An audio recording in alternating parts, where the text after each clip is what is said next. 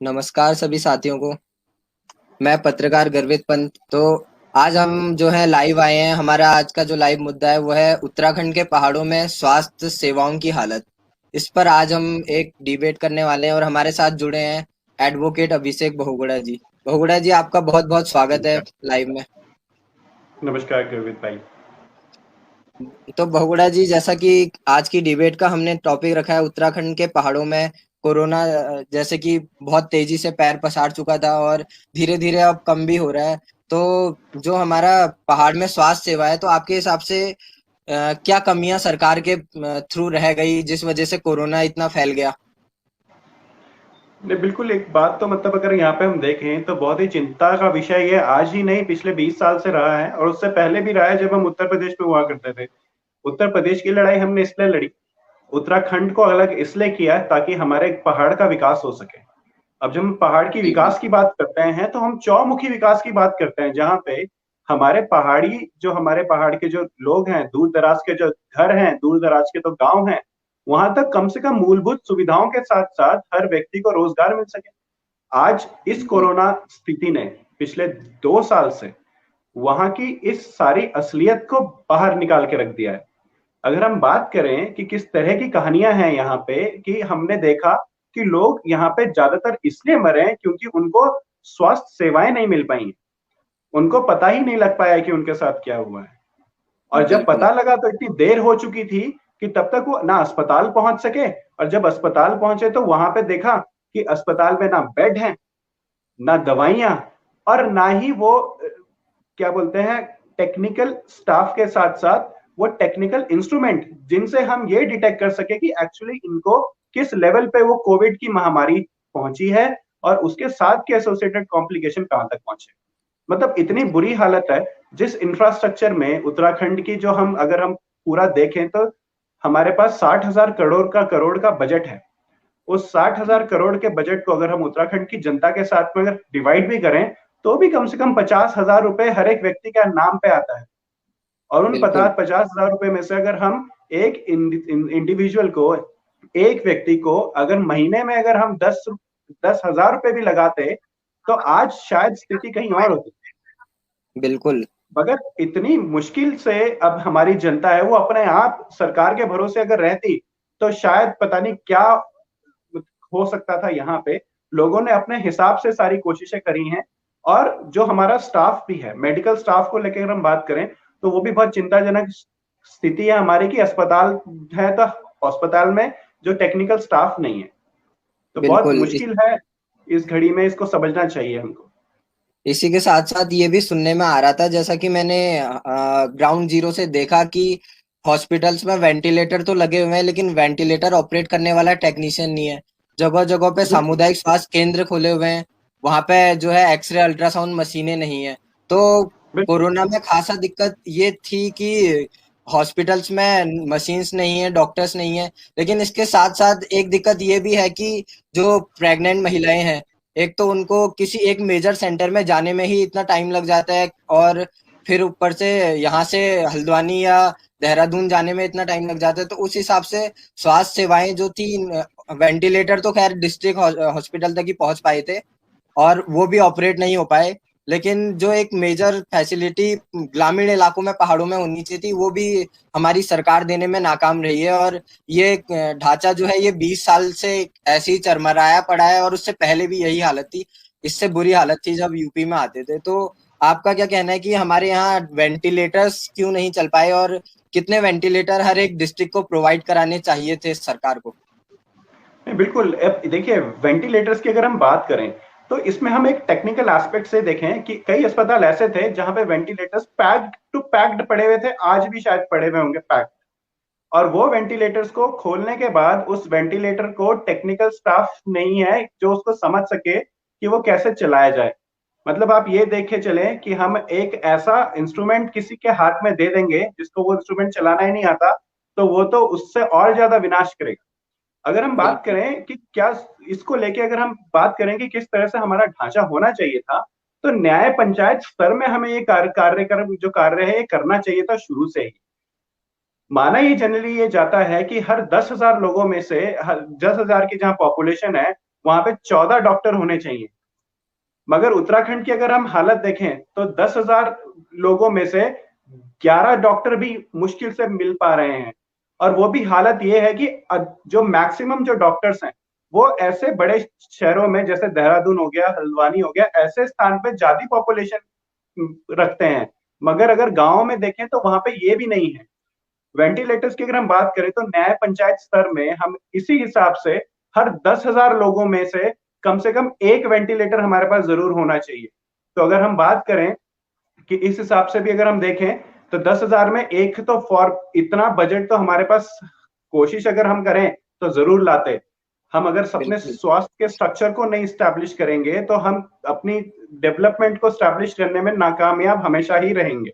अगर हम स्वस्थ इंसान, स्वस्थ व्यक्ति को नहीं अगर यहाँ पे रख सकते हैं तो पहले तो ह्यूमन वेलफेयर जो है वो तो उस अगेंस्ट है। दूसरा, हमारे जो संवैधानिक अधिकार है, हमारा जीने का अधिकार, जिसकी जिम्मेदारी है हमारे सरकार की जो वो हर एक इंडिविजुअल को दे, वो भी पूर्ण नहीं हो पाती इससे। तो अगर हम ये माने एक आइडियल कंडीशन अगर माने, बेस्ट कंडीशन, तो वो होगी हर 10,000 में से कम एक वेंटिलेटर होना चाहिए हमारी जो प्रदेश में। बिल्कुल। और इसी के साथ साथ मैं कहना चाहूंगा कि अगर अभी कहीं पे इलेक्शन कराने की बात आती तो यही सरकारें, इनका इलेक्शन कमीशन जो है ये न्याय पंचायत के, ये क्षेत्र पंचायत स्तर पर जा जाके वोटिंग करवा देता कोरोना हाँ काल में ही, बिल्कुल। जैसा कि हमने सल्ट उपचुनाव में भी देखा था। और जो हमारे मुख्यमंत्री जी का बयान था न्यूज़पेपर की कटिंग में आया था वो कि हम न्याय पंचायत स्तर पर वैक्सीनेशन करेंगे। तो जितने भी इनके वादे थे सब नाकाम दिख रहे हैं, ग्राउंड जीरो की हकीकत कुछ और है। तो इस बारे में जो है जनता को भी, जनता सामने सामने देख भी रही है तो उसे इग्नोर कर रही है। तो इस बारे में आप क्या कहना चाहेंगे कि वैक्सीनेशन का जो लेवल है वो कितना इंक्रीज होना चाहिए? जैसा कि इन्होंने कहा पहले 28 दिन में दूसरी डोज लगेगी, फिर 56 दिन, फिर 84 डेज। अब आने वाले टाइम में ऐसा हो सकता है कि ये कहें दूसरी डोज लगाने की जरूरत ही नहीं है। तो इस बारे में आप क्या कहना चाहेंगे? मैं बोल रहा हूँ गर्वित, यहाँ पे बहुत शानदार क्वेश्चन भी है ये, और सबको पता भी होना जरूरी है। यहाँ पे वैक्सीनेशन मेरा अधिकार जैसी बात इस सरकार ने आज तक नहीं कही। जहां बिल्कुल पे जब हम चुनाव के टाइम पे हम बोलते हैं तो ये मेरा अधिकार, वो मेरा अधिकार, ये फलाना मेरा अधिकार के बात पे तो रहते हैं, मगर वैक्सीनेशन मेरा अधिकार वाली बात आज तक किसी ने नहीं की। हम बिल्कुल अपने परिवार की ही बात करें, मैं मतलब यहाँ पे उत्तराखंड के हर एक परिवार को ये कहना चाहूंगा कि हम और किसी और के अगर नहीं भी सोच रहे हैं, हम सबसे पहले अपने और अपने परिवार के अधिकारों का तो ख्याल रखें। हमें बिल्कुल सरकार वैक्सीनेशन का अधिकार दे, इस बात को हम कम से कम अपने अपने घर पे ही माध्यम से अगर हम उठा दें कि मेरा भी अधिकार है वैक्सीनेशन का। कोरोना मैं नहीं लाया, कोरोना आपकी कुनीतियों के कारण आया। अगर बिल्कुल वुहान से, चाइना से अगर इंडिया में ये आया है तो किसी ना किसी मीडियम से तो आया होगा। चाइना बिल्कुल। से कोई ट्रैवल करके इंडिया में तो आया होगा। तो हम्म। पूरे देश को लॉकडाउन करने के बजाय अगर आप सारे एयरपोर्ट्स को लॉकडाउन कर देते तो शायद यहाँ पे नहीं आ पाता। अफ्रीका ये में ऐसी स्थिति बहुत नहीं सारी बनती। कंट्रीज थी, ये हम्म। स्थिति नहीं बन गई। और जब ये स्थिति बन गई है उसके बाद आपको ये पता होना चाहिए, आप एक इतने मतलब देश, बड़े देश को चला रहे हैं, इंटेलेक्चुअल स्किल्स ये होनी चाहिए सरकार के पास कि वो इन सारी चीजों को समझे और उसके हिसाब से टेक्निकली भी साउंड रहे।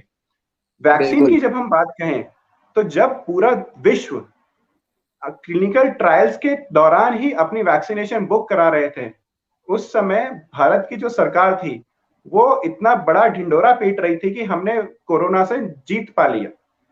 और बिल्कुल थाली और ये सब कुछ जो है ढक्कन और ये डमरू बजा के इन्होंने देश को, देश के जो गुमराह हमारे करा जो है। नागरिक हैं, इन्होंने फिर भी उनका सहयोग दिया उस बात पे भी।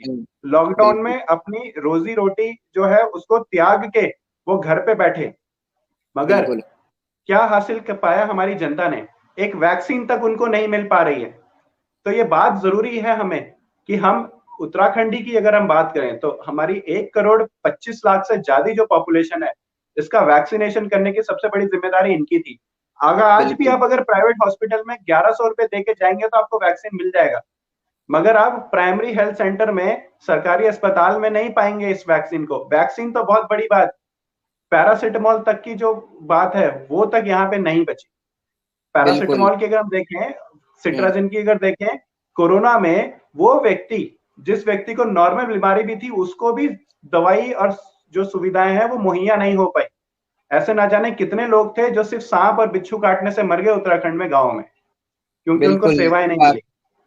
इसमें एक रीजन ये भी था कि जो क्वारंटीन सेंटर थे वो सरकार ने किसी पुराने प्राइमरी स्कूल जो कि बहुत पहले बंद हो चुका है, पलायन करी हुई बिल्डिंग जो थी, इन सब में क्वारंटीन सेंटर बनाया। वहां पे ना इतनी सारी झाड़ी उगी थी आसपास, इतना उस कैंपस को साफ नहीं करा और वहां कोई देख रेख करने नहीं गया। क्वारंटीन सेंटर में लोगों को रखने के बाद भी सरकार का कोई प्रतिनिधि वहां नहीं जा पाया। तो इस वजह से एक बेताल घाट से न्यूज आई थी, एक 4 साल की बच्ची को सांप ने काट दिया था क्वारंटीन सेंटर से। ऐसी बहुत बिल्कुल। जगहों से न्यूज आई। तो एक क्वारंटीन सेंटर भी माना जा सकता है कि जो मौत का कारण बना हो, सिर्फ उत्तराखंड में, जहां तक उत्तराखंड की बात है।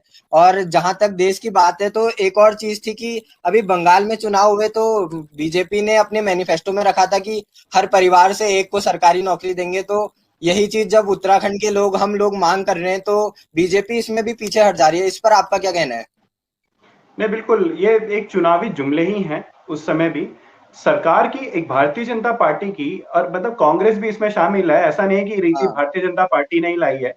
भारतीय जनता पार्टी, कांग्रेस, ये कुछ ऐसी पार्टियों ने इस तरह से एक फॉर्मेट बना लिया है कि जब चुनाव आएगा तो वो इतने बड़े बड़े वादे करेंगे जिससे हमारी भोली भाली जनता, हम सब लोग, हर उम्मीद जिसके दिमाग में, जिसके दिल में रहती है कि उसका परिवार, उसका सपना जो है वो पूरा होगा, वो इस उम्मीद के साथ में हमेशा से वादा खिलाफी और धोखाधड़ी करते हैं।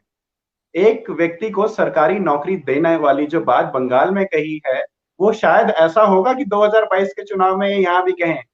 मगर हो आप सकता सबसे पहले हम ये देखें कि हम इन सारे वादों को, आज तक के जो वादे हैं, हर बार एक मुद्दा हमेशा आता है कि हम शिक्षा और स्वास्थ्य और इसको हम बढ़ावा देंगे, हम रोजगार को बढ़ावा देंगे, मगर जब हम धरातल की स्थिति की बात करते हैं तो यहाँ पे आप उस ह्यूमन रिसोर्सेस को डेवलप ही नहीं कर पा रहे हैं। आप हवा हवा में किस प्लान के साथ आप ऐसा करेंगे, किन लोगों को ये सब कुछ मिलेगा, आप ये सब पटल में नहीं रखते हैं, आपसे बात रखते हैं, और वो बात कल को आप भूल जाते हैं। अब जैसे देवस्थानम की बात करें, तो देवस्थानम बिल्कुल। में भी तो यही तो है, हमारी जो संस्कृति है, इस संस्कृति के साथ में इन्होंने हिंदुत्व का मुखौटा तो पहना, उसके बाद इन्होंने हिंदू के नाम पे चुनाव जीता, ठीक है, हमारी आस्था के नाम पे बिल्कुल। चुनाव जीता, और आज उसी आस्था को साइड करके आज वहां पे भी व्यवसायीकरण कर दिया। आज अंबानी ब्रदर्स को और ब्रदर्स को व्यवस्थानम के बोर्ड के सदस्य बना दिया बिल्कुल। वहां पे। और जो हमारे जो पुरोहित हैं, हमारे जो धर्मशास्त्री हैं, जो जितने लोग हैं हमारे यहाँ पे, बिल्कुल। हमारे जो वहाँ के जो पंडित हैं, डिमरी समुदाय के जो लोग हैं, उन लोगों को आपने एक इस तरह से कर्मचारी के तौर पे बना दिया जैसे उनकी कोई गरिमा ही नहीं हो। तो ये सबका हम्म। बहुत विरोध होना चाहिए, और हमें सजग रहना चाहिए हमेशा अपने अधिकारों को लेके।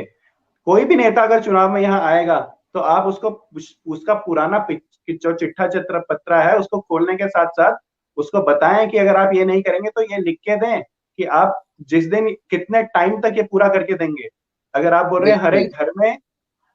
हर एक घर में रोजगार बोलेंगे अगर आने वाले टाइम पे, तो आप डेट ले लीजिएगा कि कितने दिन पे आखिरी डेट कौन सी होगी जिस दिन में मुझे रोजगार मिल जाए। जो डेट दे दे, उस डेट के बाद अगर वो रोजगार ना दे तो उसे बोल देना, आप अपने हिसाब से त्याग पत्र दे देना, वरना हम आपको विधानसभा से उतार देंगे। तो अगर ऐसे हम बिल्कुल। बोलेंगे, ऐसा हम करेंगे, तो जरूर ऐसे नेताओं की होश ठिकाने जरूर आएंगे। बिल्कुल। इसी के साथ साथ जो है इस वक्त रोजी रोटी का बहुत बड़ा संकट बना हुआ है, क्योंकि पूरे देश में देखा जाए तो 1.5 करोड़ लोग बेरोजगार हो गए हैं कोरोना काल में ही, उससे पहले भी बेरोजगार थे। और साथ ही साथ उत्तराखंड का जो बेरोजगारी प्रतिशत है वो सबसे चरम पे है, 22.4%। जो सरकार कहती थी कि हम 370 हटने के बाद कश्मीर में उत्तराखंड भवन बनाएंगे, उसने स्थायी राजधानी गैरसैंण तो वो बना नहीं पाई। उसके साथ ही साथ उसने बेरोजगारी भी इस हद तक बढ़ा दी, चाहे वो पिछली कांग्रेस सरकार हो उसमें कम थी, लेकिन वहीं से ये चलना शुरू हुआ, क्योंकि 2016 से एसएससी का पेपर भी नहीं हुआ है, एक भी उत्तराखंड के एसएससी का। तो इस बारे में आप क्या कहना चाहेंगे कि ये रोजी रोटी का संकट क्या ये सरकार खत्म कर पाएगी? करेगी तो कब तक करेगी? क्योंकि वादे इन्होंने करे हैं लेकिन ग्राउंड जीरो की हकीकत कुछ और ही बयां कर रही है। नहीं, बिल्कुल कर पाएगी, मुझे तो नहीं लगता ये सक्षम है इस बात को लेके। ये सरकार, जो देश, हमारा प्रदेश चलाने में ये बिल्कुल सक्षम नहीं है। इनको समझ ही नहीं है कि हमारे जो घर की जो जरूरतें हैं वो जरूरतें कैसे पूरी होंगी। रोजगार की आप बात तो करते हैं, शिक्षा की आप बात तो कर रहे हैं, स्वास्थ्य की आप बात तो कर रहे हैं, मगर पूरे कैसे होंगे इस पे आपको कुछ नहीं पता। सरकार जो है इन सारी चीजों को सिर्फ जुमलेबाजी ही कर रही है, वो साबित कर चुकी है इस 20 सालों में।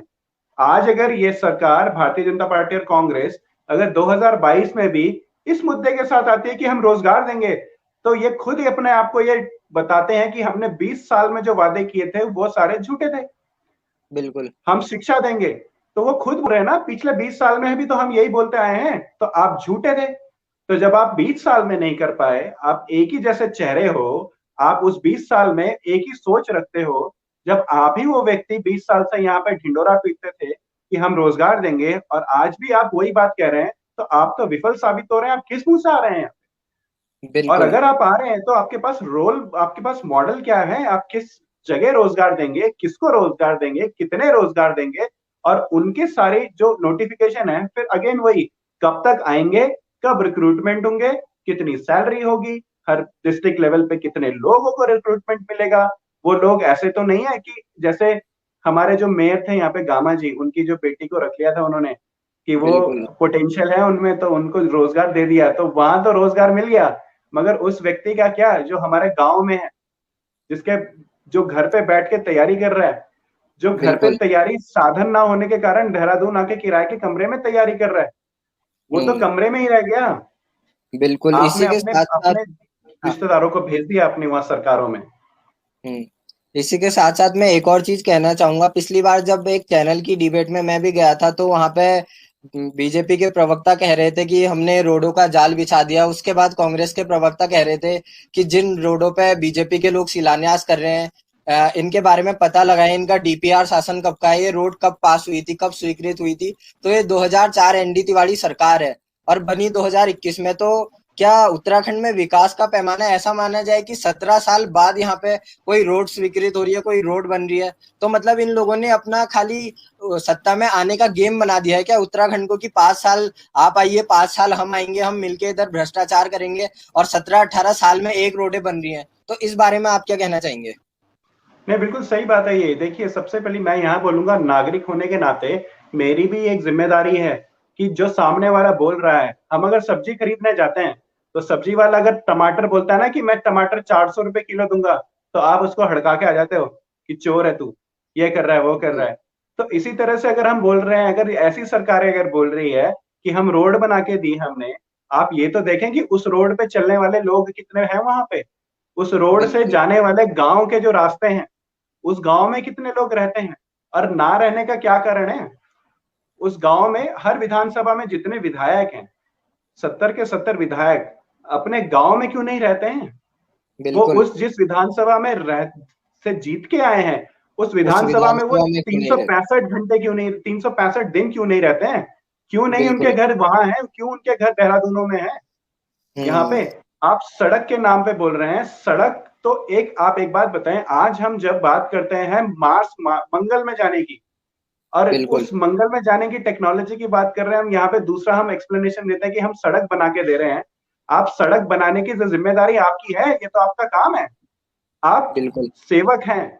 आप एहसान नहीं कर रहे हैं अगर आप सड़क बना के दे रहे हैं, बल्कि सड़क के साथ साथ आपको उस गांव में सारी मूलभूत सुविधाएं भी पहुंचानी है। भी देनी और चाहिए। ये एहसान नहीं हो रहा है आपका, ये आप नहीं कर पा रहे हैं, ये आपकी कमी है, ये आपका दायित्व है सबसे पहले। आप जो ये बिल्कुल। बात काम गिनाते हैं, ये सरकार जो ये काम गिनाती है, ये सरकार का दायित्व है सबसे पहले काम पूरा करना। और सिर्फ भ्रमाती है ये। अगर सड़क की हम बात करें तो आज भी बहुत सारे गांव हैं जो सड़क से अछूते हैं, जहां बिल्कुल। लाइट नहीं है। उत्तराखंड में भी आज ऐसे गांव आज भी हैं। तो बहुत ही शर्मनाक स्थिति है। इनसे, उनके बारे में कोई बात नहीं करेगा इनमें से। और इसी के साथ साथ हमारे पूर्व मुख्यमंत्री जी, अ, जिन्होंने ये राजधानी गैरसैंण में ग्रीष्मकालीन सेशन चलाया था, तो उस दौरान जो सड़क की मांग करने आए थे, 2 लेन, जो चाह रहे थे कि उनके ब्लॉक मुख्यालय तक नंदप्रयाग से घाट जो है 1.5 लेन सड़क जानी चाहिए, उन पे लाठीचार्ज हुआ। और पूर्व मुख्यमंत्री जी ने कहा था कि इस पर मजिस्ट्रेटी जांच होनी चाहिए। तो उस जांच का आज तक कोई अता पता नहीं चला। तो मतलब ये सरकार चाह क्या रही है? मुख्यमंत्री बदल के क्या ये अपनी कमियां छुपाना चाह रही है? क्या ये उस लाठीचार्ज का कोई मापदंड नहीं नापना चाह रही है? ये चाहती क्या है सरकार? इस बारे में क्या कहना चाहेंगे आप? नहीं, बिल्कुल गर्वित। मैं यहाँ पे एक बात जरूर, एक ना एक स्टोरी सुनाना जरूर चाहूंगा मैं यहाँ पे इस बात को लेके। बिल्कुल भोगड़ा जब जी, एक बार बताइए। कभी कभी ऐसा होता है ना कि बच्चा भूखा होता है जब, और घर में अगर खाना ना हो, तो माँ उसका जो मन बहलाने के लिए क्या करती है, कभी उसका कभी कुछ और दे देती है, कभी उसको कहीं और चढ़ा देती है, कभी उसको खिलाने में लग जाती है, कभी खेलने लग जाती है उसके साथ, ताकि उसका वो मन भटक जाए कि चल उसे भूख लग रही है कुछ समय के लिए। बिल्कुल सरकार के पास माँ जैसे जो ये है, उसके अंदर से कितनी पीड़ा होती है उस माँ को, वो माँ ही जानती है। मगर सरकार इसके उलट, यहाँ पे जब उस बच्चे को, उत्तराखंड के बच्चे मतलब हम सब, हमारे सारे गांव, बिल्कुल उन सब को जो आवश्यकताएं हैं, उन सब की जो जरूरतें हैं, उन सब की जरूरतों में ये सिर्फ इसी प्रकार से गलत नीयत से ये सिर्फ बयानबाजी करते हैं और उनको बहला के रखते हैं कि अब ये हुआ, अब वो हुआ, अब ये कर देंगे, हम तो कर देंगे, उसके बाद नहीं कर पाएंगे, या कर पाएंगे, कब कर पाएंगे, इन सारी चीजों को लेके कोई जवाब नहीं है, उसमें टाल मटोली ही है। सरकार अपने आप को इतनी मतलब बड़ी समझती है कि जैसे जनता उनकी मतलब पैर की, अगर वो समझ, कैसे बताएं कि जनता, अगर वो जनता को अब ये इतने एरोगेंस में है सरकार कि जनता की उनकी जरूरतें, उनकी मूलभूत आवश्यकताओं के बारे में इनको कोई ध्यान नहीं है और ना ही वो सोचना चाहते हैं। सरकार बिल्कुल अगर चाहे तो हर एक परिवार को नौकरी दे सकती है, हर एक परिवार की जो मूलभूत आवश्यकता उसे पूरी कर सकती है, सड़क का ही मुद्दा नहीं। मगर सरकार चाहती है कि इस तरह के मुद्दे हमेशा बने रहें, ताकि वो दूसरे मुद्दों से अपना जो ध्यान है और सरकार लोगों का जो ध्यान है उससे हटा सके। हमेशा किसी बिल्कुल मुद्दे के सामने किसी दूसरे मुद्दे को खड़ा कर दिया जाता है इस प्रदेश में, उसकी जो है सुध नहीं ली जाती है, उसका जो सोल्यूशन है वो नहीं किया जाता है, सिर्फ बयानबाजी होती है और सिर्फ धोखेबाजी होती है। तो ये हम सबको ये बात समझना पड़ेगा और हर एक पॉइंट में टिके रहना पड़ेगा। चुनाव वो समय है जब सरकार का टेस्ट होने के बाद जनता उनको फेल या पास करती है। तो छोटे बिल्कुल छोटे हम अगर इन बातों को ध्यान में रखते हुए उन सब नेताओं को अकाउंटेबल बनाएं, तो शायद स्थिति और अच्छी हो। स्थिति तो अच्छी होगी, लेकिन जहां तक मेरे सुनने में आ रहा है, अगर हम देखा जाए तो उत्तराखंड में टोटल 106 ब्लॉक और 98 तहसील है। तो आपको क्या लगता है कि जगह जगह सरकार ने सामुदायिक स्वास्थ्य केंद्र तो खोले, जो हमारा आज मुख्य चर्चा का विषय था, स्वास्थ्य सेवाओं का हाल। क्या आपको लगता है कि सरकार पिछले 20 साल से आज तक इन सामुदायिक स्वास्थ्य केंद्रों को x-ray machine, ultrasound machine, specialist doctor देने में सक्षम हो पाई है? और अगर नहीं हो पाई है तो फिर इनका नाम सामुदायिक, क्या इनका नाम सीधे प्राथमिक से बदल के सामुदायिक कर दिया है? इसमें सामुदायिक जैसा कुछ है या नहीं है? नहीं, बिल्कुल नहीं सामुदायिक जैसा। तो यहाँ पे आप ये देखें ना, उस पर्टिकुलर जो प्राइमरी हेल्थ केयर सेंटर है, उस सामुदायिक उसका जो दायरा है, 70-70 किलोमीटर का दायरा बना रखा है उसका। अब बिल्कुल इंडिविजुअल 70 किलोमीटर से पैदल चल के कैसे आएगा, जो इतना दूर दराज का व्यक्ति है? अगर मुझे फॉर एग्जाम्पल हार्ट अटैक हो गया, तो मैं 70 किलोमीटर कैब आऊंगा, मैं लेके कैसे आऊंगा? हम उत्तराखंड की हालत देखते हैं, जब प्रसव पीड़ा में हमारी जो बहनें हैं, हमारे जो देश प्रदेश की जो महिलाएं हैं, उनको उठा के लेके आते हैं गांव वाले, होली में 4-4, 10-10, 12-12 किलोमीटर बाहर नीचे। तो ये चीज हमें समझनी पड़ेगी। जितनी हम प्राइमरी हेल्थ सेंटर है, अब सामुदायिक के नाम पे बात कर रहे हैं, वहां की सुविधाओं के साथ साथ हम वहां की सुविधाएं, तो सबसे पहले एक बात देख लें, इंफ्रास्ट्रक्चर के नाम पे वहां पे 10% चीजें भी मौजूद नहीं रहती। अस्पतालों बिल्कुल में डॉक्टर की बात तो बहुत दूर है, डॉक्टर की तो बहुत ही कमी है हमारे प्रदेश में। हमारे स्टाफ की साथ भी बहुत कमी है, फार्मासिस्ट नहीं है वहां पे। बहुत जगह जहाँ फार्मासिस्ट है वहां पे नर्स नहीं है, जहाँ नर्स भी है वहां पे फार्मासिस्ट नहीं, तो डॉक्टर नहीं है। कहीं तो जो वार्ड बॉय हुआ करते थे वही डॉक्टर बने हुए हैं वहां पे। बिल्कुल जब सब कुछ है तो मेडिसिन नहीं है। अब एक्सरे की बात करें तो ये तो ऐसे हो जाता है उत्तराखंड प्रदेश में जैसे सरकार आदि मानव के जमाने में जीती होगी और उनको कुछ पता ही नहीं होगा कि आजकल की मूलभूत आवश्यकताएं क्या है और मेडिकल सिस्टम कितना दूर पहुंच गया है आगे। आज हम बिल्कुल उत्तराखंड खुद अगर बोलें तो हम उत्तराखंड भारत से भी पीछे हैं। अगर संपूर्ण भारत को देखें तो उससे भी पीछे है हम उत्तराखंड। और वो बिल्कुल इसलिए नहीं है क्योंकि हमारे नागरिक को समझ नहीं है, वो इसलिए है क्योंकि सरकार अराजक है और सरकार को समझ नहीं है। अस्पतालों बिल्कुल में ये जो अस्पतालों का जो स्ट्रक्चर है, न्याय पंचायत स्तर में होना बहुत जरूरी है। हर गांव में कम से कम एक हेल्थ सेंटर होना बहुत जरूरी है। और आपको यहाँ पे रिक्रूटमेंट करने पड़ेंगे। आप टेम्पररी रिक्रूटमेंट ना करें, आप परमानेंट रिक्रूटमेंट अगर उस गांव में ही लोगों को करें, उस गांव के लोगों को अगर आप पढ़ाने के बाद उस गांव के लोगों को अगर आप हायर एजुकेशन के लिए भेजें, फॉर एग्जांपल आप ही के गांव में, जैसे अल्मोड़ा के इसमें जितने भी गांव हैं, वहां से लोगों को तैयार किया जाए ना, देहरादून से लोगों को तैयार किया जाए बिल्कुल कि उसी के गांव में लोगों को नौकरी दें। वहां फार्मेसी कराएं, वहां गांव के लोगों को नर्सिंग कराएं, वहां गांव के लोगों को ये सब सरकारी बजट में कराएं। आप कराएं, एंट्रेंस एग्जामिनेशन कराएं हर गांव से, हर गांव के एक इंडिविजुअल को चुन के लाएं और उनको फार्मासिस्ट बनाएं, उनको नर्सिंग की ट्रेनिंग दें, उनको वो कोर्सेज करवाएं, उनको वो जो बाकी जो और हमारे जो रेडियोग्राफिस्ट हैं, रेडियोलॉजिस्ट हैं, इन सबके कोर्सेज कराएं, उन सबको उनके गांव में बिल्कुल रखें। सब अपने गांव में रहेंगे और स्थिर रहेंगे। बिल्कुल। मगर नियत नहीं है सरकार की, सरकार सिर्फ चाहती है कि उनकी झोली भरी रहे। बिल्कुल। और इसी के साथ एक और चीज हमने देखी है कि जो ये पलायन का स्तर है ये तो बढ़ते जा रहा है, लेकिन जहां पर बहुत कम सुविधाएं हैं वहां के लोगों ने उतना पलायन नहीं किया, जहां पे थोड़ी बहुत सुविधाएं आई है वहां के लोगों ने ज्यादा पलायन किया है। और इसके साथ साथ जो है आपने जैसा कि 2011 सेंसस में देखा था कि अल्मोड़ा और पौड़ी का जो पॉपुलेशन ग्रोथ रेट था वो नेगेटिव में था। इसका मतलब यहाँ पे पॉपुलेशन बढ़ने की जगह घटी है। तो आपका क्या कहना है, 21 में जब तक कोरोना काल चलेगा हो सकता है, ये सेंसस की बारी थी, हर 10 साल में होता है, 2021 में होना चाहिए था। अब पता नहीं भारत सरकार सेंसस कराएगी नहीं कराएगी, लेकिन आपको क्या लगता है इन 10 सालों में क्या बाकी जिलों का भी पॉपुलेशन ग्रोथ रेट नेगेटिव हो गया होगा या फिर इन जिलों का पॉजिटिव में गया होगा जिस हिसाब से पलायन की स्थिति चल रही है? इस पर आप क्या कहना चाहेंगे? अब जिस पलायन की स्थिति वही है, पलायन का कारण है, यही तो सबसे बड़ा कारण यही है पलायन का, कि जहां पे हमारी जो अब हम पूरा भारत और पूरी टेक्नोलॉजी लोगों की जरूरतें अगर हम समझें तो वो हम गांव गांव जब मुहैया नहीं करा पा रहे हैं। हमारे गांव के वो बच्चे जो अपनी मेहनत से पढ़ लेते हैं, उनको नौकरी के अवसर जब वहां नहीं मिलेंगे तो वो दिल्ली में बैंगलोर में ही तो जाएंगे। अब जिस बिल्कुल घर में एक अकेला लौता लड़का है, वो अपने बुजुर्ग माँ बापों को कैसे उस गांव में रखेगा, क्योंकि वो भी तो अपने चाहता है अपने माँ बापों को अपने साथ रखना, साथ रखना। उसकी भी सबसे बड़ी जिम्मेदारी बनती है। तो अगर एक गांव से 50 लोग अगर पढ़ लिख जाते हैं, उन 50 लोगों को नौकरी देने की स्थिति क्या उत्तराखंड सरकार रखती है? किस प्लान बिल्कुल के नहीं। साथ में बात कहते हैं कि नौकरी देने की? वो 50 लोग सरकार की कुनीतियों के कारण क्या बेरोजगार मर जाएं घर पे? आप जो यहाँ पे रह के अपने प्रदेश में जो काम करना चाहता है, आप उसको नौकरी नहीं दे पा रहे हैं। 20 लाख से ज्यादा लोग बेरोजगार हैं। अब वो बिल्कुल 20 लाख से ज्यादा लोगों को अपने घर चलाने के लिए कहीं ना कहीं तो जाना पड़ेगा। तो वो जाना ही यही है, पड़ेगा। ये पलायन की अगर हम बात करें तो आज हम जिनको प्रवासी बोलते हैं, वो प्रवासी एक्चुअली हमारे प्रदेश में ही होने चाहिए थे, रहने चाहिए थे, उनके बिल्कुल। यहीं के वासी होने चाहिए थे।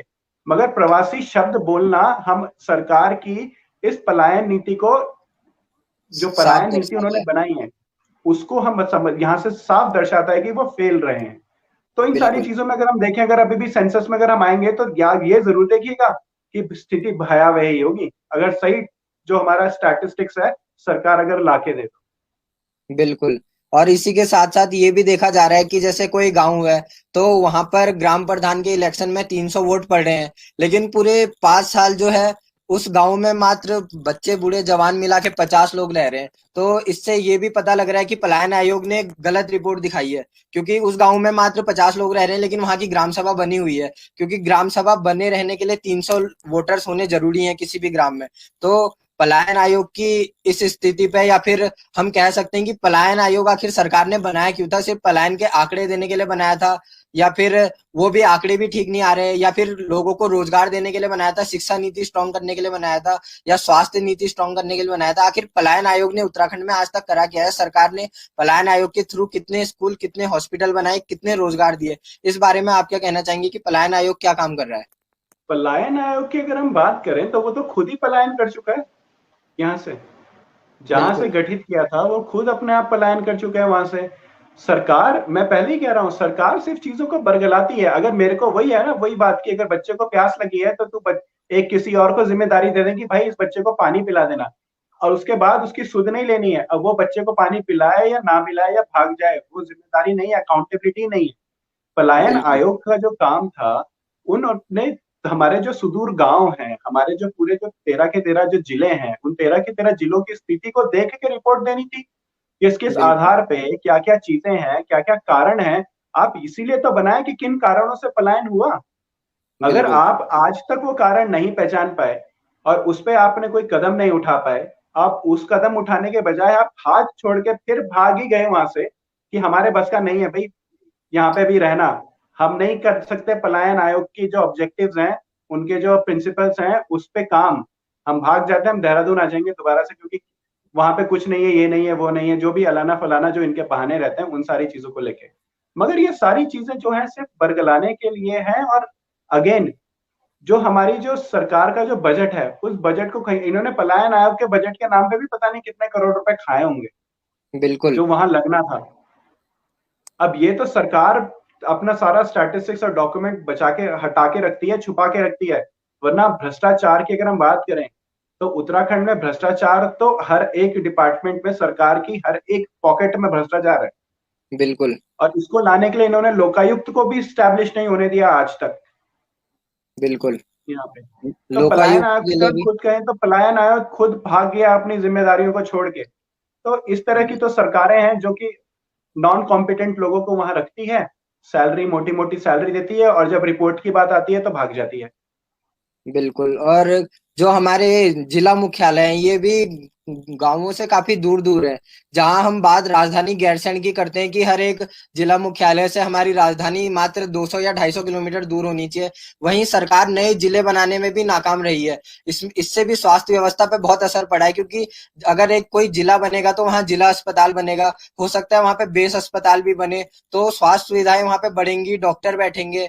तो इस बारे में आप क्या कहना चाहेंगे कि जो उत्तराखंड बनने से पहले का ब्लूप्रिंट था वो आज तक इम्प्लीमेंट नहीं हो पाया, तो पिछले 20 साल से इन सरकारों ने हमें स्वास्थ्य सेवाओं के नाम पे, जिला मुख्यालयों के नाम पे आखिर दिया क्या है?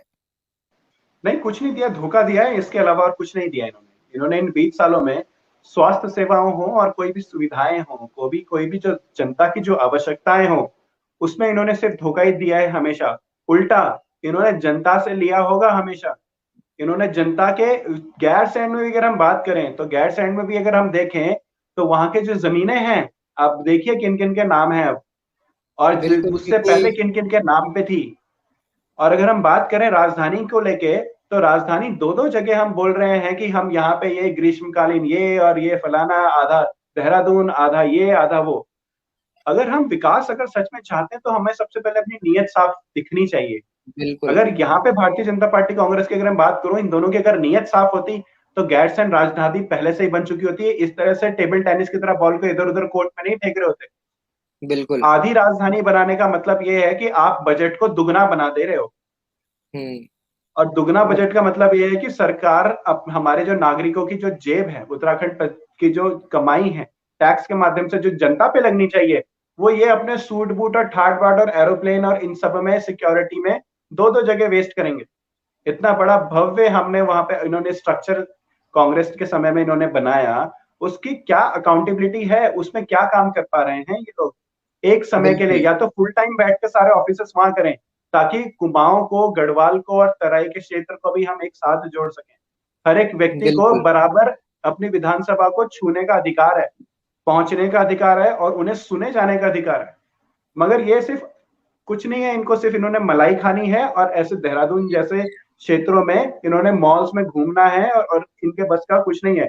अगर सेवा करनी होती इनको तो ये गांव में होते, गांव को बढ़ाते, अपने घर नहीं। ऐसा क्यों हो जाता है कि नेता बनने के बाद हमारे पास हॉस्पिटल्स हमारे अपने नाम के होते हैं, स्कूल हमारे अपने नाम के होते हैं, होटल्स हमारे अपने नाम के होते हैं, और जनता जिसके पास नौकरी नहीं है उसके पास राशन भी छीन जाता है उनका। ऐसा क्यों बिल्कुल। होता है कि हम राशन की जब हम बात करें तो ऐसा क्यों होता है कि मुख्यमंत्री, प्रधानमंत्री या फिर हमारे विधायक तो बासमती चावल खाएं, और हम राष्ट्र नाश्ता, हमें जो राशन में जो हमें मिलता है, वो राशन में हमें बासमती क्यों नहीं मिलता? ऐसा बिल्कुल। क्यों है कि वो तो अपने कैंटीन में, विधानसभा की कैंटीन में बासमती खाएं, और हम राशन में बासमती नहीं ला सकते? ऐसा क्यों होता है कि वो तो आपस में अपने आप पकोड़े और चाय खाएं, और राशन में हमको तेल का एक कंटेनर नहीं मिल सकता क्या? बिल्कुल। आप ये देखें, राशन की जो अमाउंट है, राशन की जो क्वालिटी है, वो ऐसा क्यों नहीं हो सकता कि जैसा नेता खाता है वैसी जनता खाए? ऐसा क्यों बिल्कुल। भेदभाव है कि राजा और प्रजा जैसा क्यों ये बिहेवियर है सरकार का? बिल्कुल। इसी के बल्कि साथ साथ। जनता यहाँ पे राजा होनी चाहिए थी, और ये बिल्कुल। हमारे सेवक। तो मेरा तो यही है, प्रजातंत्र। सबसे पहले अगर डेवलपमेंट में करना है तो सबसे पहले आप राशन, आप तो ये देखिए जितना राशन आता है, आप बीपीएल वालों को भी पूछ लीजिए, उनको जो राशन मिलता है क्या वो पूरा महीना चल पाता है उनके घर में? आपने ये बिल्कुल, कब देखा कैसे आपने कि उनका जो राशन है वो महीने में पूरा पड़ता है नहीं पड़ता, ये कौन देखता है? एक बार राशन दे दिया, फिर पूरा पड़े या ना पड़े ये जिम्मेदारी सरकार की है। और उसकी बिल्कुल, क्वालिटी, अगर हम वो 8 रुपए किलो चावल जनता क्यों खाएगी? बीपीएल 8 रुपए किलो चावल क्यों खाएगा? क्या उसके बिल्कुल, अधिकार में नहीं है कि वो बासमती राइस खाए? क्या उसे बिल्कुल, राशन में एक लीटर बॉटल तेल नहीं मिल सकता क्या? आज जो मिल आपने इस तेल को इतना महंगा कर दिया, क्या उसको घी नहीं मिल सकता? क्या उसको सब्जियां नहीं मिल सकती राशन में? सरकार किसानों से सब्जियां खरीदे और वो सब्जियां हमारे राशन में लोगों को दे वापस। वितरण करे, ये क्यों नहीं कर सकती? बिल्कुल। इसी के साथ साथ अगर यहाँ पे इलेक्शन रैली चल रही होती तो वहां पे खाना फ्री में बंटता, लोग आते। लेकिन जब कोरोना काल में और गाड़ियां भी फ्री होती अगर यहाँ पे रैली चल रही होती तो। लेकिन जैसा कि हमने देखो, कोरोना काल में देखा, 14 दिन में लोग पैदल चल के दिल्ली से अपने घर आए हैं, कोई और भी दूर से आया है, और ना वहां पे राशन की कोई व्यवस्था की गई थी। तो इस सरकार ने तो अपने जो प्रजा है जिनसे ये बनी है, उन्हीं को भूखा छोड़ दिया, उन्हीं को किसी भी हालत में मदद नहीं करी। तो चाहे कोरोना काल की बात हो, चाहे अभी की बात हो, अभी दूसरी लहर है, तीसरी लहर भी आने वाली है, ऐसा जहां तक जो देश दुनिया के साइंटिस्ट है वो बता रहे थे। तो दूसरी लहर की तो इनकी तैयारी कुछ थी नहीं, पहली लहर को देख के इन्होंने दूसरी लहर की तैयारी नहीं करी। अब तीसरी लहर के बारे में भी लोग बातें कर रहे हैं। तो आपको क्या लगता है, क्या सरकार लोगों को राशन उपलब्ध कराने में मदद करेगी, स्वास्थ्य सेवाएं बढ़ाएगी, या फिर हाल दोबारा 20 साल की तरह ही रहने वाला है, जैसा पिछले 20 साल से चलता आ रहा है? सरकार की अगर हम बात करें तो सरकार में जो लोग हैं, इन लोगों में से बहुत सारे लोगों को मैंने ये बात करते हुए हमेशा सुना है कि जो जनता है उनकी याददाश्त बहुत कमजोर होती है। तो उनको वो इस बात का फायदा उठाते हैं वो शायद, कि वो एक जो कोई फॉर एग्जाम्पल जिसने इस दूसरी वेव में अपने परिवार में जो सदस्यों को तो खोया है, वो तो जिंदगी भर याद रखेगा इस बात को कि उन्होंने अपना सदस्य खो दिया इस कारण से, इस किसी फलाना कारण से या कुनीतियों के कारण से। तो वो तो शायद सजग हो जाए कि आने वाले समय पे उसके परिवार के साथ सरकार द्वारा जो कुनीतियां हैं उसके हिसाब से उनको फर्क ना पड़े। इस तरह से वो अपने आप को स्टैब्लिश करे और आने वाली सरकार में चुने। मगर वो व्यक्ति जिनके घर में शायद भगवान ना करे कभी गलत हो, मगर अगर जिनके घर में कुछ नहीं हुआ, वो अगर कुछ समय बाद अगर इन चीजों को भूल जाए, तो वो अपने ही पैरों में कुल्हाड़ी मार रहे हैं। और इसी बात का जो नेता है वो फायदा उठाते हैं कि एक मुद्दे को दूसरे मुद्दे से भटकाने के बाद जनता क्योंकि दोबारा सवाल नहीं पूछती ना उस पर चिपकी रहती है। तो अगर हम बात करें सेकंड वेव की, तो सेकंड वेव में ये बिल्कुल तैयार नहीं थे, फर्स्ट वेव में भी तैयार नहीं थे। पहले तो ये डेटा नहीं लेके आते हैं। आज आप ये देखिएगा कि हर एक नगर निगम में कितने डेथ सर्टिफिकेट इशू हुए हैं, अगर उसे कैलकुलेट कर दिया ना, आपको असल आंकड़े पता चल जाएंगे क्या हुआ था इनके आंकड़ों के हिसाब से। तीसरी वेव बिल्कुल, की अगर हम बात करें, तो वेव देखिए कोरोना का जो वायरस है, पहले जो SARS-CoV-19 जो था इनिशियल टाइम पे, जो कि वुहान से आया था, उसके बाद इंडिया में उत्तराखंड की अगर मैं बात करूं तो उसके बाद 14 नए स्ट्रेन उत्तराखंड में है। अब ये स्ट्रेन जो है वो किस तरह से एम्पल अमाउंट में फैलेंगे या नहीं फैलेंगे, ये डिपेंड करता है कि उत्तराखंड की जनता को वैक्सीनेशन हुआ या नहीं हुआ। अगर बिल्कुल, उत्तराखंड की जनता को वैक्सीनेट कर दिया गया और वो लोग जो कोविड से ग्रसित थे वो ठीक होने के बाद कुछ समय तक अपनी इम्यूनिटी को मैनेज कर चुके हैं जो लोग, उन लोगों को अगर हम एक बार देखें तो शायद हम कंट्रोल कर पाए। मगर अगर हम वैक्सीनेशन समय पे नहीं कर पाए, तो हो सकता है कि जिनको कोविड नहीं हुआ था इस बार उनकी भी बारी हो सकती है। बिल्कुल, तो इस बात को हमें देखना पड़ेगा साइंटिफिकली, इन सब चीजों को हमें देखना पड़ेगा। उत्तराखंड की जो सरकारें हैं साइंटिफिक इंटेलेक्ट में जीरो है, उन्हें कुछ समझ नहीं आता है इनको लेके कि किस तरह से साइंटिफिक बैकग्राउंड की सोच उन्हें रखनी चाहिए थी। अगर उनके पास नहीं है तो ऐसे इंडिविजुअल्स को अपने सलाहकार तो बनाए जो कि ऐसी सोच रखते हैं और उनको इम्प्लीमेंट तो करें यहाँ पे। बिल्कुल, तो नेता हमें भी चुनना पड़ेगा कि समझदार नेता, पढ़ा लिखा नेता अगर हम चुनेंगे तो हम अपने लिए ही ब्लेसिंग दे रहे हैं, हम अपनी ही नीतियों को अच्छा बना पाएंगे, हमें देखना पड़ेगा। बिल्कुल। इसी के साथ साथ जैसा कि मैं अगर अल्मोड़ा जिले की बात करूं तो यहाँ लोग बहुत गुस्साए हुए भी हैं, क्योंकि जो 18+ के लिए वैक्सीनेशन का स्लॉट है वो कभी सुबह 9 बजे खुल रहा है, कभी दिन में 12 बजे खुल रहा है, और वो परसों परसों या कल रात के 10:30 बजे खुला। तो मतलब जिला प्रशासन या फिर जहां से भी ये स्लॉट खुल रहा है, क्योंकि स्वास्थ्य व्यवस्था जो है वो पूरा वैक्सीनेशन स्लॉट जो है पूरे जिले का एक साथ खुल रहा है, जगह जगह अलग अलग वैक्सीनेशन, जो 11 वैक्सीनेशन सेंटर जिले में बने हुए हैं। तो इससे लोग भी काफी गुस्साए हुए हैं कि जो जिला प्रशासन है या जो सरकार है, इन्होंने लोगों को बेरोजगार सा समझ लिया है कि सुबह 9 बजे से शाम के 10:30 बजे तक ये बैठे रहेंगे, अपने फोन में ओटीपी मंगाते रहेंगे, डालते रहेंगे और उसके बाद चेक करते रहेंगे कि स्लॉट खुला या नहीं खुला। इस बारे में आप क्या कहना चाहेंगे? क्या ये सरकार की बहुत बड़ी नाकामी नहीं है? क्या जिला प्रशासन को ऐसा नहीं करना चाहिए था कि हर एक हॉस्पिटल से रिपोर्ट ले लें कि आपके पास कितनी वैक्सीन बची है, और उस हिसाब से एक फिक्स टाइम रख के हर रोज जो है वैक्सीन का स्लॉट खोला जाए? नहीं, बिल्कुल सही बात है। ये हमें वैक्सीनेशन का अगर स्लॉट की हम बात करें तो आप 24/7 क्यों नहीं खोल के रख सकते? आप वैक्सीनेशन में 24 घंटे हेल्पलाइन खोल के रखें। अगर ये आपके पास अगर एक दिन के लिए अगर आप एक दिन में अगर 500 वैक्सीन कर सकते हैं तो 501 से लेके इंडिविजुअल अगले दिन खुद आ जाएगा। आप दोबारा बिल्कुल। उसको क्यों ओटीपी मंगा के दोबारा ये काम कर रहे हैं? ये सरकार की जो है, वही मैं बोल रहा हूँ, सरकार की समझ पे पर्दा पड़ गया है। आप वैक्सीनेशन की आप सीरियल वाइज कर देना, सुबह से शाम तक खोल के रखें। जैसे लोग लाइन में खड़े रहते हैं, एक के बाद एक नंबर आता बिल्कुल। रहता है, वैसे लोग अपने स्लॉट बुक करते रहेंगे। शुरू के पहले दिन आप शुरू के 500 को कर दो, अगले दिन 501 वाले को आगे बढ़ा दो। उसके और बाद एक बंदा जितने अपने आप वैक्सीन। एक एक इंडिविजुअल एक एक जो वहां पे जो नागरिक है, वो अपने आप को एक बार स्लॉट ले ले, स्लॉट प्रोवाइड करवा दो, उसको डेट मिल जाएगी कि इस डेट पे आप वहां पहुंच जाना। हर दिन आप बिल्कुल। दोबारा से ओटीपी मंगवा रहे हो, उसमें से फिर से वो दोबारा कोशिश कर रहा है। किसी को मिल रहा है, किसी को नहीं मिल रहा है, कम से कम इंडिविजुअल को संतुष्टि तो मिलेगी कि मैं आज नहीं, मेरा कल आया स्लॉट तो मैं कल खाली रहूं, तो मैं कल छुट्टी बिल्कुल। ले लूं, या मैं अपने रोजगार से कल छुट्टी ले लूंगा। वो जब अब वो हर दिन फिर ऐसे ही करता रहेगा तो कमाएगा खाएगा कब? ये बिल्कुल। सरकार ये सरकार जानबूझ के ऐसा कर रही है ताकि असल मुद्दों से चीजें हटक जाएं। भटक ये सके। बिल्कुल किया जा सकता है कि उस कोविन ऐप में आप सबको एनरोल कर लीजिए और उनको समय दे दीजिए कि इस और हॉस्पिटल में एक दिन में 500 वैक्सीनेशन होंगे, तो आज 500 लोग हो जाएंगे और 501 से लेके 1000 तक के जो होंगे वो कल हो जाएंगे। हल हो एक ही जाएंगे। बार रजिस्टर कर लीजिए बिल्कुल। यहाँ पे।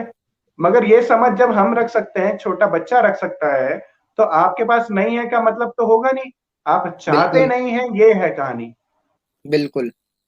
इसी के साथ साथ एक और चीज मैं कहना चाहूंगा कि जैसा कि यहाँ पे स्लॉट भी बहुत कम आ रहे हैं, तो ऐसे पूरे उत्तराखंड क्या पूरे अल्मोड़ा क्या बहुत टाइम लग जाएगा वैक्सीनेशन करने में, 3 से 4 साल लग जाएंगे। और जहां तक कि स्वास्थ्य सेवाओं की बात है, तो वो पहले से भी ज्यादा बदतर हो चुकी है, क्योंकि लोग पलायन भी कर चुके हैं। तो जहां जहां पॉपुलेशन कम हुई है, वहां वहां पे सरकार ने जो है स्कूल बंद करे हैं। हॉस्पिटल में जो कभी डॉक्टर या फार्मासिस्ट बैठता था, तो अब वहां सिर्फ वार्ड बॉय बैठता है। तो जो जो स्वास्थ्य सेवाएं कम हुई हैं, क्या इस सरकार का जो अपना देहरादून में बसा हुआ साम्राज्य, क्या वो कम हुआ? क्या हम ये मान सकते हैं कि उत्तराखंड का युवा 22.4% बेरोजगारी के साथ जीने के लिए मजबूर है? सिर्फ 15 दिन इलेक्शन के रोजगार के लिए अपना 5 साल का रोजगार बर्बाद कर रहा है? क्या ये बातें हमारे राज्य के युवाओं को नहीं सोचनी चाहिए? क्या वोट देते टाइम हमारे राज्य के युवाओं को ये सब नहीं सोचना चाहिए? 2022 में अगर कोई बदलाव ला सकता है तो वो युवा है। तो आपके हिसाब से युवा इस बारे में सोचेगा या नहीं सोचेगा? सोचेगा तो कितना सोचेगा? नहीं, बिल्कुल, बहुत सारे युवाओं से मैं मिलता हूं, वो लोग सोचते हैं। मगर उसके बाद भी बहुत सारे युवा ऐसे हैं जो आज भी किसी नेता के पीछे भागते रहते हैं। आज भी वो किसी किसी संगठन के माध्यम से, अब चाहे एबीवीपी हो या एनएसयूआई हो, जो कि भारतीय जनता पार्टी कांग्रेस के ही अपने समर्थन वो हैं, अगर वहां हाँ। के लोगों को मैं देखूं तो वहां के प्रेसिडेंट के चुनाव के लिए एक प्रेसिडेंट तो जीत जाता है। उस प्रेसिडेंट को जिताने वाले वो जो हमारे युवा हैं, उनको उनकी शिक्षा, उनकी जो रोजगार है, उनको कितनी मदद कर दी आज तक की सरकारों ने। उन्हीं लोगों को नौकरी पे लगा दीजिए, हम भी एबीवीपी और एनएसयूआई को ज्वाइन कर लेंगे। बिल्कुल। आप उनको बेरोजगार इसलिए रखते हैं ताकि वो आपके झंडे डंडे उठा सके। जानबूझ के बिल्कुल। आप उनको वो छोटे लालच में आप उनको इसलिए बेरोजगार रखते हैं ताकि वो आपके चुनाव में आपके झंडे डंडे उठा सके।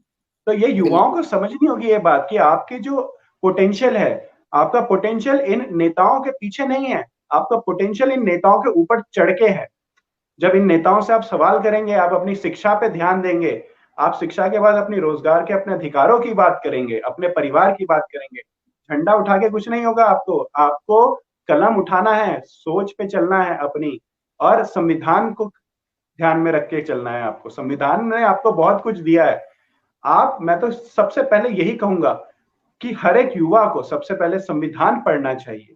उस संविधान में सबसे पहले एक विधायक की, एक नेता की, एक जो हमारे जो मंत्री है, कैबिनेट में जो मिनिस्टर हैं, और एडमिनिस्ट्रेशन में जो आईएएस पीसीएस ऑफिसर्स हैं, और जुडिशरी में जो लोग हैं, इन सबके कार्य को समझ लेना चाहिए और उनसे वो कार्य लेना चाहिए, क्योंकि वो आप ही के लिए काम करते हैं, आप उनके लिए काम नहीं करते। बिल्कुल तो हमें यहाँ पे युवा प्रदेश बदल सकता है, युवा देश बदल सकता है, और युवाओं ने ही ये सब कुछ किया है आज। हमें सब कोशिश ये करनी है कि अपने इन विचारों, अपनी जो हमारी जो सुदृढ़ मानसिकता है, उसको हमें और सुदृढ़ करना है। किसी नेता के पीछे झंडे वो जो डंडे और झंडे उठा के कुछ नहीं होगा। तो इन सारी बिल्कुल चीजों को समझें, और हम अपने विकास की तरफ अगर बढ़ सकते हैं तो हम युवा ही हैं जो अपनी सोच से आगे बढ़ सकते हैं। अपने रोजगार को लेके हम फ्रीलांस बहुत कुछ कर सकते हैं। बिल्कुल फ्रीलांस के लिए हम अपनी सरकार को मजबूर करें कि हमारे लिए अगर सरकारी नौकरियां नहीं दे सकती हैं, तो हमें मदद तो करें हमारे फ्रीलांस काम करने में। हम अगर अपने आप से कोई एंटरप्रेन्योरशिप में कोई काम कर सकते हैं, हम उसमें हमें ट्रेन तो करें। मैं चाहता हूं बिल्कुल कि मैं अपने आईटी सेक्टर में ये काम करूं, मैं चाहता हूं कि मैं अपने फार्मा सेक्टर में काम करूं। आप उनको ट्रेन करके उनको सब्सिडी दें, उनको पॉलिसी में इंक्लूड करें और उनको काम करने का मौका दें। मगर सरकार ऐसा काम जानबूझ के नहीं करती। बिल्कुल। इसी के साथ साथ एक कमेंट आया है, यहाँ जनता और नेता दोनों चुनाव के बाद सो जाते हैं, जनता का जागरूक ना होने से नेता मौज में रहते हैं। तो ये कमेंट तो एकदम सही है। मतलब जो आज तक का 20 साल का हमने हाल देखा है, तो इस बारे में आप क्या कहना चाहेंगे? क्या सिर्फ नेताओं की ही गलती है उत्तराखंड के बर्बादी में? क्या इसमें जनता का कोई हाथ नहीं है? नहीं, बिल्कुल नहीं, ये बिल्कुल सही बात है। यहाँ पे हम एक जनता, भारत में भारतीय नागरिक होना सबसे बड़ा काम है। अगर हम बात करें, अगर हम नागरिक बन गए तो हम पूरे देश को सुदृढ़ बना सकते हैं। सबसे पहले गलती हम जनता की भी है इसमें, क्योंकि हम एक शायद हम छोटे छोटे स्वार्थ को लेके हम ये सोचते हैं कि हम क्यों करें, हम अपने घर में खुश हैं। मगर हम ये बात जब हम सोचते हैं, बहुत सारे लोग बोलते हैं कि आई एम ए पॉलिटिकल, या मैं पॉलिटिकल ओपिनियन नहीं रखता, मैं पॉलिटिक्स में मुझे इंटरेस्ट नहीं है। तो ये शब्द जो है, ये शब्द एक्चुअली वो अपने लिए एक जहर अपने अंदर ही भर के रखे हुए हैं उन्होंने, कि आप अगर ए पॉलिटिकल नहीं हो, अगर आप ए पॉलिटिकल हो, तो इन दोनों में बहुत फर्क पड़ जाता है आपके जीवन में।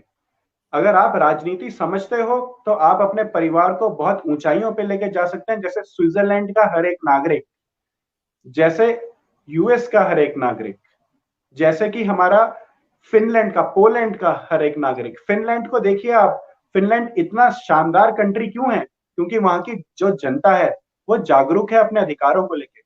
वो नेताओं को छोड़ते नहीं है जब तक उनके काम पूरे नहीं हो जाते। यहाँ बिल्कुल पे अगर मैं चाहूं, मेरे घर पे अगर नेता वोट मांगने आता है, तो मैं एक लिस्ट बना लूं, जैसे हम लेके जाते हैं ना परचून की दुकान पे कि हमें ये चाहिए, बिल्कुल तो लिस्ट बना लूं। वो लिस्ट मेरे को पकड़ा के दे दे, मेरे को मेरे मेरे लड़के ने ये किया, मेरे लड़के ने बीएड किया है, तो मेरे को बता कि मैं किस कॉलेज में या किस स्कूल में उसको नौकरी मिलेगी। उसको मैं इंटरव्यू के लिए वहां भेज रहा हूँ। उसको पोटेंशियल के हिसाब से नौकरी मिले, मगर अवसर तो मिले बिल्कुल यहाँ पे। तो हमें यहाँ पे समझना पड़ेगा कि हमें जागरूक जनता ही एक बेहतर नेता को ला सकती है। और युवा जो कि ये समझ को रखता है, मैं तो कहता हूं कि इन लोगों को आगे बढ़ाया जाए प्रदेश में। उन बिल्कुल लोगों को बढ़ाया जाए आगे जो कि इन सब चीजों को समझते हैं। महिलाओं को इसी आगे बढ़ाया जाए यहाँ पे। बिल्कुल इसी के साथ साथ मैंने एक और चीज देखी, जब मैं गांव के मुआयने पे निकला, ग्रामीण क्षेत्रों की विजिट करी पहाड़ों में, तो मैंने एक और चीज देखा कि गवर्नमेंट स्कूल तो पलायन की भेंट चढ़े ही चढ़े हैं, लेकिन कुछ प्राइवेट स्कूल, कुछ मतलब अगर एक जगह पे मैंने एक स्कूल देखा है, तो ऐसे पूरे उत्तराखंड में कितने स्कूल होंगे जो प्राइवेट स्कूल भी पलायन की भेंट चढ़ चुके हैं? क्योंकि उस स्कूल के जो मैनेजर होंगे, जो वहाँ के हेड होंगे, उन्होंने वहाँ पे टीचर्स अपॉइंट करेंगे, उन्होंने वहाँ पे पूरी बिल्डिंग बनाई होगी, और उसके बाद जब उनको रिस्पांस नहीं मिला, जब वहां पे इतने सारे बच्चे पढ़ने के लिए नहीं हो पाए, तो इसमें उनको भी स्कूल बंद करके जाना पड़ा उस क्षेत्र से। इससे वहां की शिक्षा में भी कमी हुई। तो क्या हम ये मान सकते हैं कि उत्तराखंड की जनता जो है वो ये जो हमारे मदिरा पदार्थ हैं इनको देने के लिए इनके पास पैसे हैं, लेकिन अपने बच्चों को पढ़ाने के लिए इनके पास पैसे नहीं है। इस बारे में आप क्या कहना चाहेंगे? नहीं, बिल्कुल, यहाँ पे मैं उन पुरुषों को भी जरूर बोलना चाहूंगा जो कि इस मदिरा हो गया या फिर और कोई जो नशीले पदार्थ हैं इसका सेवन करते हैं और इसकी लत पे हैं। तो वो सबसे पहले ये देखें कि उनके परिवार भी उनके साथ जुड़ा हुआ है।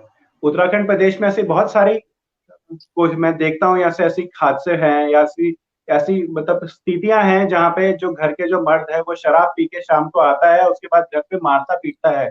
तो ऐसे लोगों के लिए सबसे पहले तो मतलब मैं उनको यही बोलूंगा, हाथ जोड़ के बोलूंगा कि वो आपका परिवार है। सबसे पहले आप जो भी काम करें उन अपने परिवार को नुकसान पहुंचाने के लिए तो ना करें। शराब हो गया या और कोई नशीले पदार्थ हो गए, इन सबको सबसे तो दूर रहना, जितना दूर रह सके उतना दूर रहें। और इन सारी चीजों के बजाय आप अगर अपने परिवार को रोटी दें, अपने परिवार को अगर सुविधाएं प्रदान करें, उनके लिए काम करें, उनके लिए उन पे हाथ ना उठाएं, उनके लिए सरकार पे उंगली उठाएं जितना, तो वो ज्यादा कंस्ट्रक्टिव काम है और वो ज्यादा सुदृढ़ और सही दिशा में काम है। तो ऐसे लोगों को, ऐसे पुरुषों को मैं जरूर बोलूंगा कि सबसे पहले इन सब चीजों का त्याग दें और सरकार को भी इसके लिए पॉलिसी लानी चाहिए मेरे हिसाब से। तो बिल, आप इसको बिल्कुल। भी जिस तरह से आप इसका भी आप अगर ठेके की अगर हम बात करें तो उसमें भी आप एक काम करें ना, आपने सबका आधार कार्ड बनाया है, आप यहाँ पे ऐसी सबका कार्ड बना दीजिए, उसमें मॉनिटर करें कि आपने कितना महीने में कमाया है।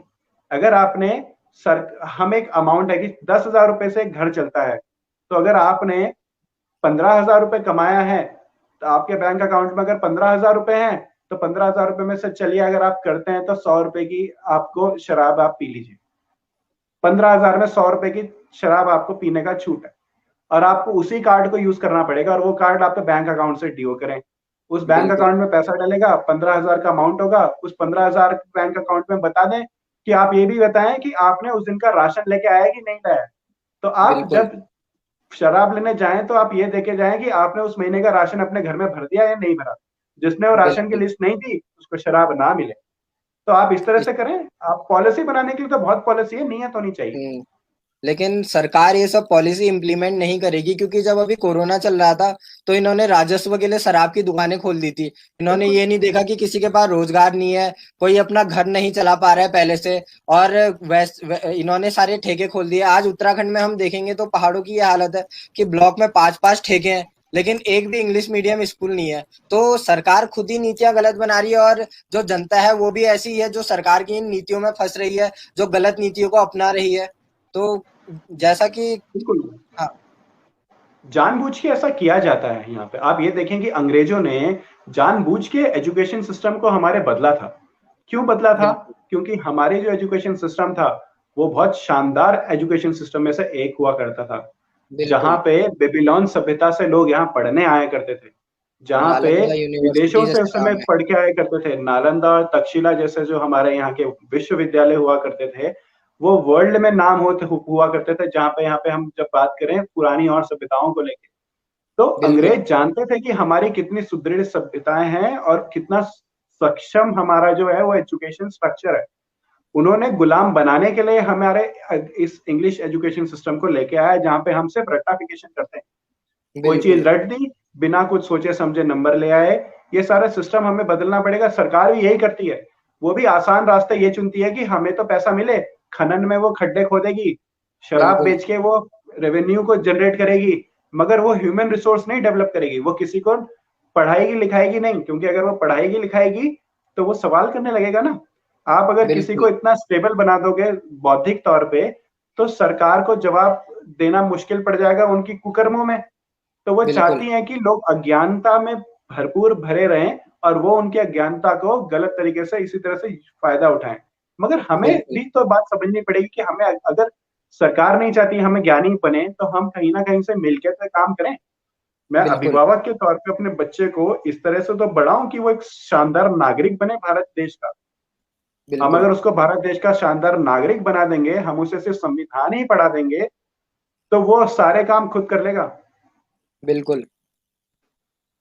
तो ये जैसा चीजें भी कि हमें हम देखनी पड़ेंगी। जैसा कि हमारे प्रियम्बल में भी लिखा है, we the people of India, लेकिन हम बोलते तो हैं इसे, चाहे हमारी स्कूल की प्लेज हो, जो स्कूल में पढ़ाई जाती है, India is my country and I am proud of its, लेकिन बहुत कम लोग हैं जो इसको मानते भी हैं, क्योंकि ज्यादातर काम असंवैधानिक इलीगल इंडिया में चलते हैं। चाहे हमारे राज्य की बात लगा लो, तो जो हायरार्की है वो जाति तो नीचे से ऊपर को है भ्रष्टाचार के मामले में, गांव से लेके प्रधानमंत्री तक।